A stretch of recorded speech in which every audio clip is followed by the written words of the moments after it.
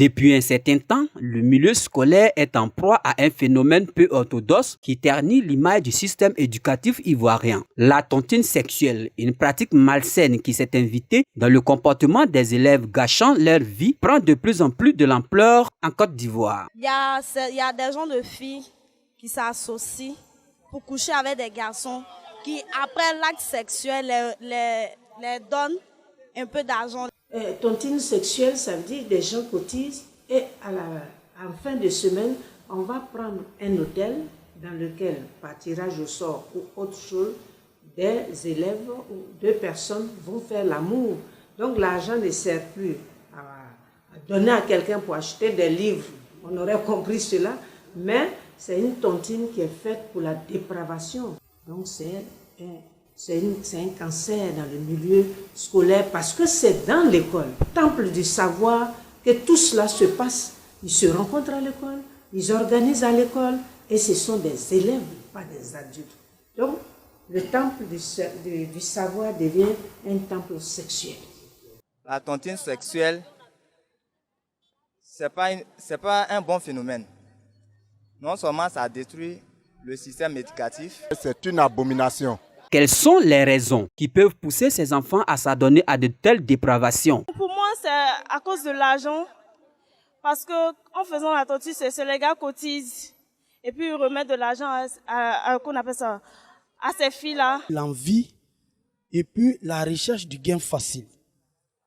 Toutes les filles pensent que je vais me rendre belle. Je vais me rendre belle, pas pour un homme, mais pour des hommes.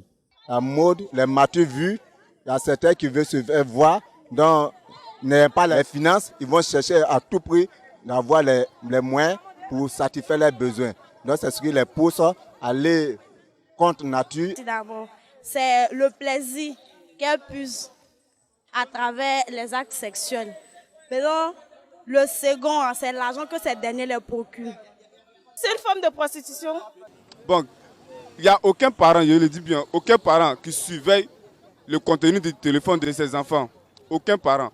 Donc chacun peut se permettre d'aller regarder des sites pour adultes, visionner des pornos. Il en vit parce que ce corps-là est un apprentissage, il est en train de faire. Donc pour lui, tout ce qui est perversité, tout ce qui va montrer que lui va au-delà de ce que les autres font, vous allez voir que ce jeune-là, il va le faire. C'est pour ça qu'on dit conduite à risque, affirmation de soi.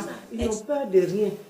Et ils pensent que c'est quand ils voient quelque chose, le jeune, il veut expérimenter. Et ils aiment les interdits.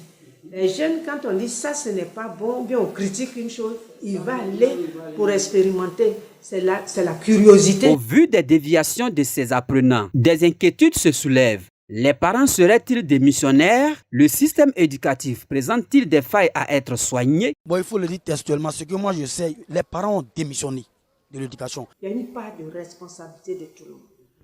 Il faut que le parent, aujourd'hui je suis étonnée, les parents intellectuels, les parents qui ont été à l'école, aujourd'hui ne parlent plus de la sexualité, de l'éducation sexuelle qui est différente de l'initiation à la sexualité. Ça gâche le milieu scolaire. On dira que peut-être les éducateurs ne sont pas trop stricts. Ils ne regardent pas trop les étudiants ou les élèves. Ils ne les surveillent pas bien, c'est pourquoi cela arrive. Bon, moi, en tant qu'élève, moi, je condamne ce fait. Parce que le corps de la femme est un lieu sacré. Nous remarquons de plus en plus les grossesses qui arrivent dans les écoles. Toutes les jeunes filles veulent faire des enfants.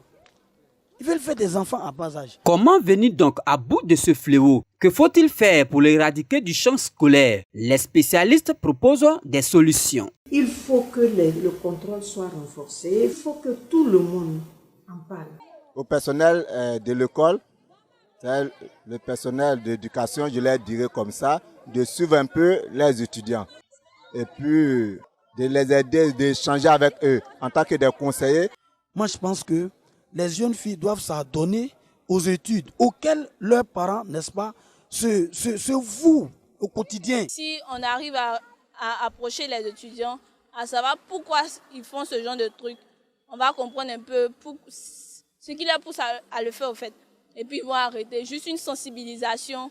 On a tendance à ne pas beaucoup parler de ça. C'est un peu rare même que des personnes en parlent. Parfois, on parle de la drogue au milieu scolaire. la bagarre, la violence, tout, mais on ne parle pas de tontine sexuelle. Or, c'est un fait réel, au fait. Il faut que tout un chacun s'implique. Si chaque parent surveille de près ses enfants, je pense que cela n'arriverait pas. Aujourd'hui, on peut regarder un film, on met moins de 10 ans et on a notre petit frère de 7 ans qui regarde. Les gens s'embrassent. C'est pour dire aux élèves, refusez cela. Si vous dites que vous ne pouvez pas faire l'abstinence, ayez une relation normale avec une personne, mais pas une tontine sexuelle. Parce que là, vous vous dévalorisez et vous dévalorisez. Devant ceux avec qui vous avez fait ça, vous ne savez pas ce qu'ils pensent de vous. C'est surtout ça. Respectons notre corps. C'est pour ça que nous devons faire de la sensibilisation. Comme vos émissions, tout cela peut aider également. Parce qu'être passif, c'est vraiment ce qu'il ne faut pas faire. Parce que parfois, ils pensent que c'est la jeunesse, on fait tout ce qu'on veut de son corps et puis on aura le temps. Mais le corps se corrompt aux habitudes. Si tu l'as habitué à faire l'amour d'une autre manière, barbare, perverse, mais il va s'adapter à cette sexualité-là pour avoir du plaisir. Le phénomène de tontine sexuelle est un mal parmi tous ceux qui minent le milieu éducatif en Côte d'Ivoire. Les raisons sont multiples. La dislocation de la cellule familiale, la pauvreté, la perte de valeur, l'envie, etc. Les parents et gouvernants ont démissionné sur plusieurs plans.